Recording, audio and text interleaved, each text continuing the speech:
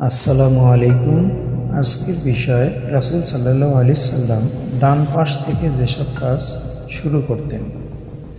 রায়শা রাদিয়াল্লাহু আনহু থেকে বর্ণিত, তিনি বলেন, রাসূল সাল্লাল্লাহু আলাইহি সাল্লাম যখন উযু করতেন তখন ডান দিক থেকে শুরু করতেন। কেশ বিন্যাস ও জুতা পরিধান কাজ ডান দিক থেকে আরম্ভ করতেন। হাদিসে উল্লেখিত বিষয়গুলো নয়, বরং যেসব কাজ সৌন্দর্য ও মর্যাদা বৃদ্ধি পায় সেসব কাজ ডান দিক থেকে আরম্ভ করা মুস্তাহাব। যেমন জামা বা মোজা পরিধান করার সময় ডান দিক থেকে শুরু করা পছন্দনীয়, কারণ এর দ্বারা সৌন্দর্য বৃদ্ধি পায়। এমনিভাবে মসজিদে প্রবেশ করার সময় ডান পা প্রথমে দেবেন, কারণ মসজিদে প্রবেশ করা মর্যাদার বিষয়। আর যেসব কাজ সৌন্দর্য ও মর্যাদা বৃদ্ধি পায় না সেসব কাজ বাম দিক থেকে আরম্ভ করা মুস্তাহাব।